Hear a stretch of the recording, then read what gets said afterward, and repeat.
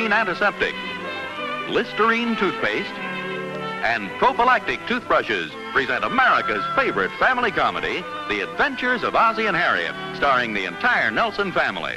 Here is Ozzie, who plays the part of Ozzie Nelson, and of course his lovely wife Harriet as Harriet Nelson. The older of the Nelson boys, David, appears as David Nelson, and his younger brother, the irrepressible Ricky, played by Ricky Nelson. The Nelsons' next-door neighbor, Thorny, is played by Don DeFore.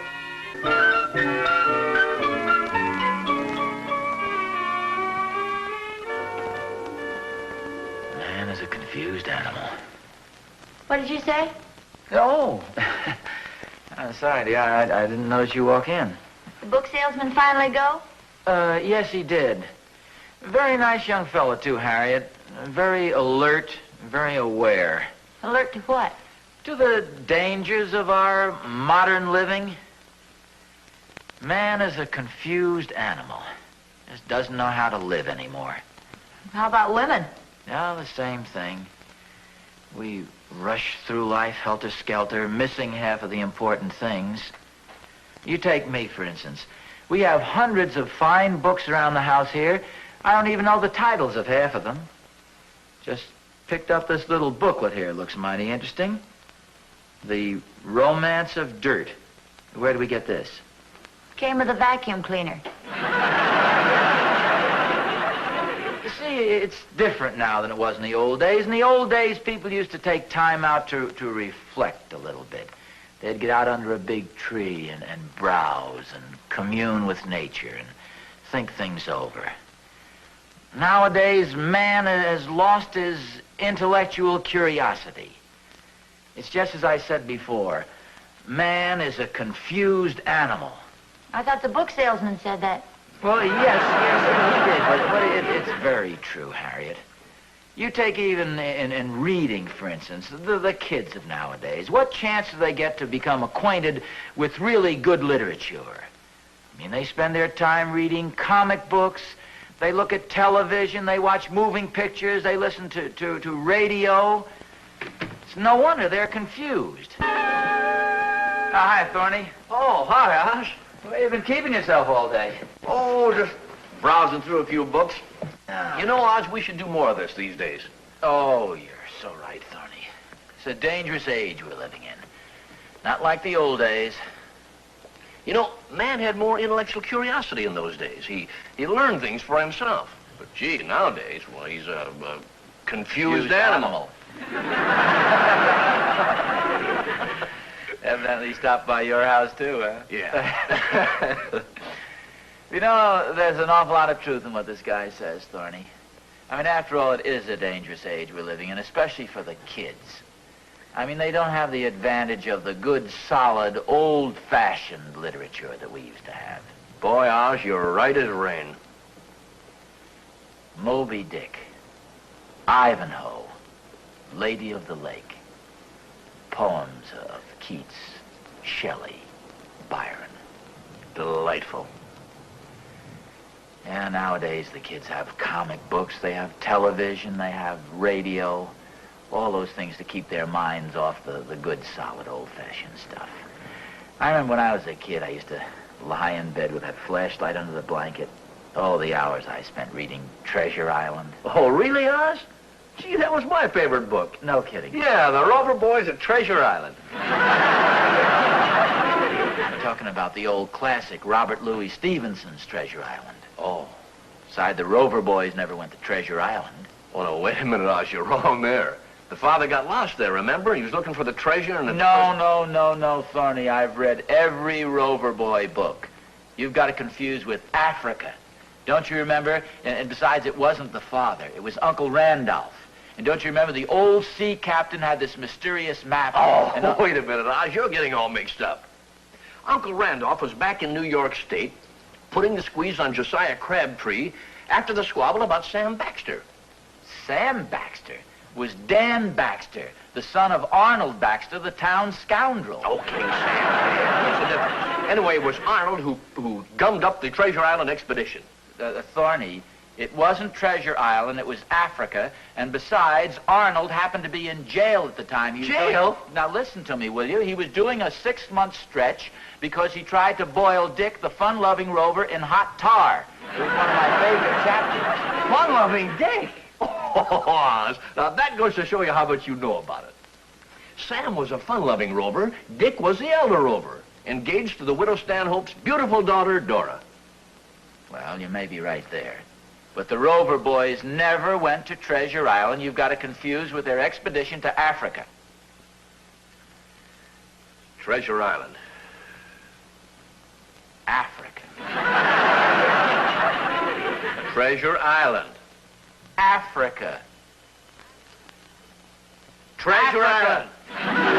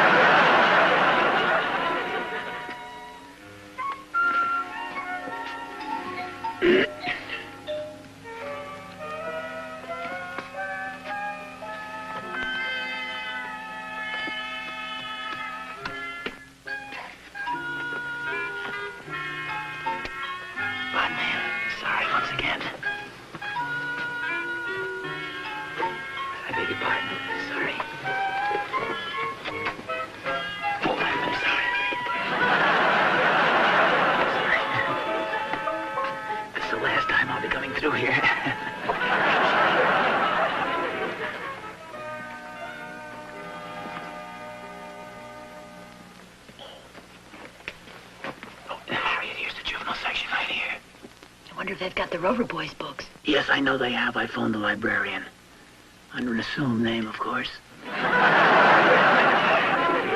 Rover Boys on land and sea. Rover Boys in Mexico. The Rover Boys at Treasure Island. Where? No.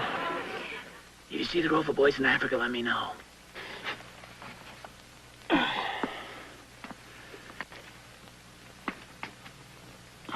Gee.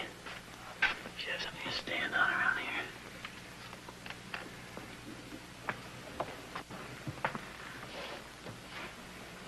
Yeah, this ought to do it.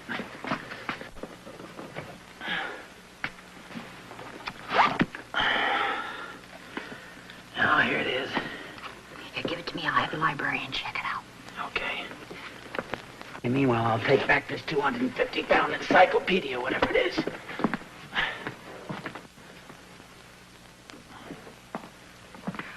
Hello there, Mr. Nelson.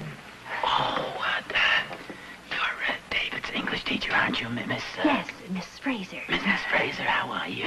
Very well, See you. thank you. Well, this is a pleasant surprise. Oh, it isn't often that we meet one of the fathers in the library. Well, I had sort of a literary discussion with my neighbor, Mr. Thornberry. About Sir Henry Parkinson? I beg your pardon? His History of the Peloponnesian Wars. The book you have there. No, not. Oh, you're just like all the others. Am I? You're a little bit ashamed of yourself, aren't you? Well, Well, now, why should you be? well, no, I don't think you understand. I think if you have an honest intellectual curiosity, you should be proud of it, not ashamed. Now, you're obviously interested in Greek history. Why not admit it? Yes, naturally, everybody's interested in Greek history, but actually, you see, I just came down to do a little research. Of course, you wanted to brush up a little. Yes. Well, I must admit I'm a little rusty on the Peloponnesian Wars myself. That's How long understandable. since you've read it? It's been quite a while. I bet you haven't opened it since college. Maybe even longer than that. The main thing is that you still have the interest. You know, that's what true intellectual curiosity gives us, Mr. Nelson. The hungry mind. Sure. I made arrangements. Hello, Miss Fraser. Mrs. Nelson. How are you? I was just complimenting your husband on his intellectual curiosity. Yes, thanks. Harriet, pardon me, Miss Fraser, if we hurry along, we have a few errands to do. Do you want to take a book? Yes, but this is the book mainly. I'd like to have this, the Peloponnesian Wars by Sir Henry Parkerhouse. Parkinson. Parkinson. Well, I'll go along first, Harriet. I want to get the car out of the Parker house. Goodbye, Mr. Nelson. Bye-bye. Goodbye, Mrs. Nelson. Goodbye, Miss Fraser.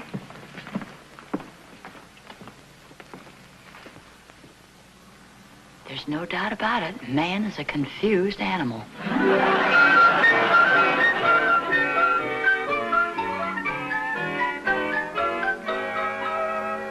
Listen to this, Harriet.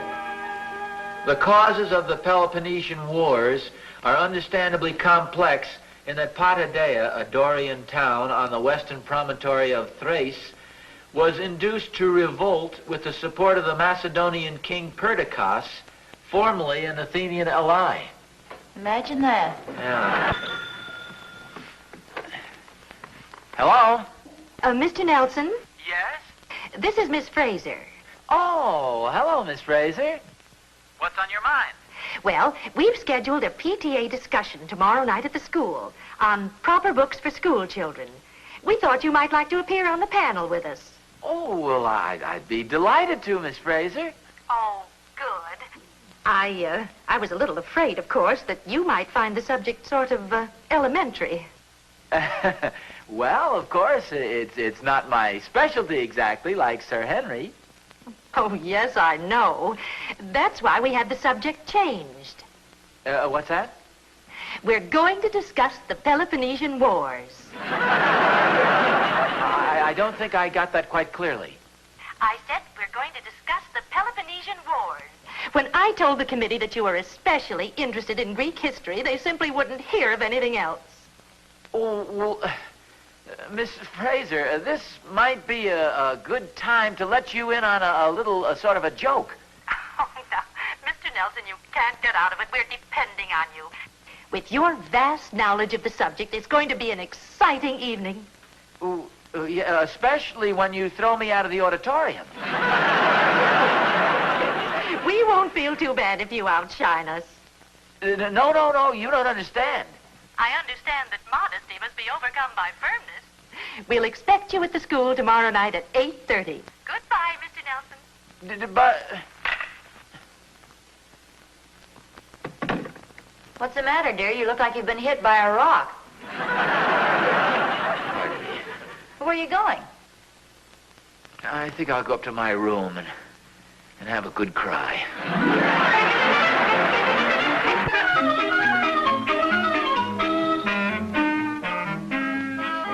How you doing? Oh, not too bad. It goes a little slowly at first, but then after you get warmed up to it, it speeds right along. You know, it's funny, more people aren't interested in this sort of thing. What do you mean? Well, I noticed the last time this book was borrowed was December 10th, 1910. What page are you on? Page 8. Only page 8? Here, listen to this. Reads almost like modern fiction. After Herodotus had resided for some 7 or 8 years in Samos, events occurred in his native city which induced him to return thither.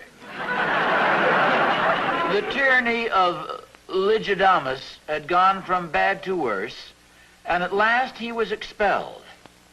You know, now, stuff like that, you just can't put the book down.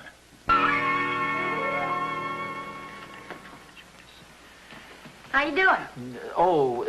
Pretty well, thanks. Oh, good. You're up to page 27 already. Yeah. I got kind of a break, though. I just ran into 15 pages of maps.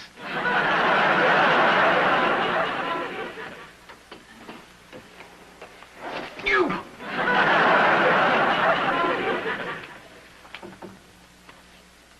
So the Spartans sent to Athens no formal declaration of war, but rather sought to create some specious casus belli. Harriet, would you mind answering the doorbell, please? Intending to inflame the existing hostilities against Pericles in Athens by implicating him in the curse pronounced on the murder. Harriet, Dr. Thornberry, please. Ozzie, it's Thorny. Where's my colleague, my fellow scholar? Oh, I'm here in the dining room, Thorny. Greetings, Professor. What are you doing over here this hour of the night? Never let it be said Thornberry didn't come prepared. We got to bone up Oz, burn the midnight oil. Well, what do you got here? What have I got here? Well, now, that's a fine question to ask after you wrote me in on the discussion. I cleaned the entire shelf of the library, Oz. All 8 copies. 8 copies of what? Well, the Rover Boys. The Rover Boys? Oh, sure. Miss Fraser called me and asked if I'd like to join in. Well, you mean to say the discussion is about the Rover Boys? Harriet, for goodness sakes. Here I'm studying this whole big Pelopon... Thorny, do you remember exactly what Miss Fraser said to you on the phone? Why, certainly. She said Oz was conducting a discussion on the Rover Boys and She would I like... said Rover Boys? Well, maybe she didn't exactly say Rover Boys, but she said the book I was discussing with Mr. Nelson this afternoon. Now, what else could it be? Thorny, sit down for a moment. What's the matter? You tell him, dear. I'll make some fresh coffee. Thorny, my fine old gray-headed friend. I don't have gray hairs. You will. What do you know about the Peloponnesian Wars? I have the layman's knowledge. Absolutely nothing. What's this got to do with the Rover Boys? Thorny, hold on to your hat. The discussion tomorrow night is about the Peloponnesian Wars. Oh, now, wait a minute, Oz. How can anybody say Peloponnesian into one phone and have it come out the other phone, the Rover Boys? Thorny, relax, will you? You're getting panicky. Now, all we have to do is just read through these 4 delightful volumes. So just lean back, take your coat off, and let's get to work. The eye drops are right over there on the buffet.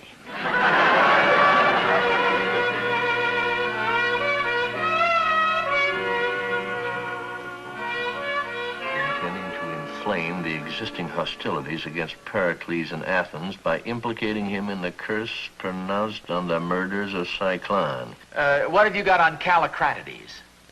Yeah, here we are. Born in Volume 2, died in Volume 4.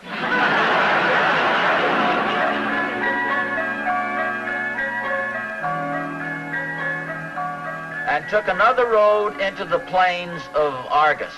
Oz, that's absolutely right. How do you like that? How you doing, fellas? Oh, hiya, Harriet. Ask us anything reasonable about the Peloponnesian Wars and we'll give you an answer, just like that. Any reasonable question. Go ahead, ask us one. Okay, who won? That's not a reasonable question. No, wait a minute, Oz. You've got a good point there. We'd better look it up. They might hit us with that tomorrow night. Wait a minute. Would you two stand by for an important announcement? Such as what? Oh, Miss Fraser phoned. The discussion's been called off. What? Oh, what a disappointment. Oh. If I post hard enough, I could talk you into going to the movies? Do you want to go to the movies, Thorny? Oh, now, look, Oz, think of what you're doing. If we left this room, we'd be deserters. Where's your intellectual curiosity? You don't want to go to the show? Why, of course not. I happen to love literature. I have no desire to go to the Bijou tonight. It's a very good picture, Thorny. I know, I've seen it. All this wonderful reading material. You mean to tell me you can leave this? Think of all the adventure that lies between these covers. Harriet, Thorny is absolutely right. My intellectual curiosity and my thirst for good literature far surpasses my desire to go to the movies. Are you serious? Well, of course I am. Shall we begin? All righty. Here you are, Oz. Fine. Suppose you take the Rover Boys on Land and Sea, and I'll read the Rover Boys on Treasure Island?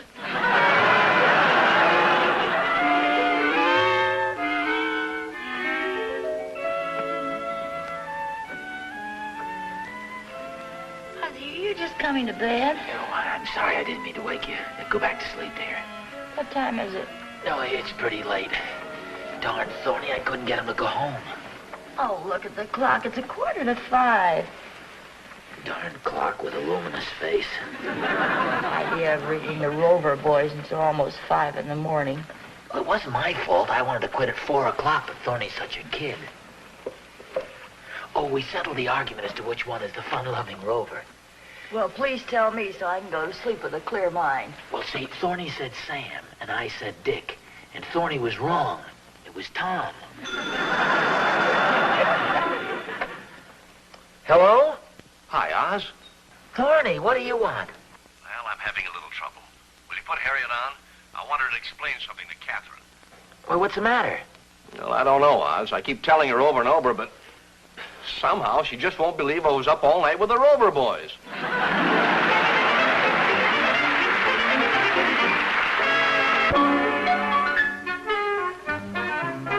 Oh, Harriet, look what just arrived by special messenger. The story of Aristotle. Well, nice. And look at the card that came with it. Wishing you a speedy recovery, Miss Fraser. Yeah, where'd she get the idea I was sick? I can't imagine. Well, and another thing that I just happened to think of, I don't remember hearing the phone ring when she called last night. Did you hear any dialing? No? That's good. Now, wait a minute. Harriet, did you by any chance phone Miss Fraser last night and tell her I was sick? Well, I had to do something. Your intellectual curiosity wouldn't have let you stop with the Peloponnesian Wars. You'd have just gone on, and pretty soon you'd have been so smart I couldn't be happy with you. Just what do you mean by that? Oh, there's some things I like to do. If you grow any smarter than you already are, I won't be able to do those things. What kind of things? Oh, little things. Like making phone calls and not having you catch on until the next day.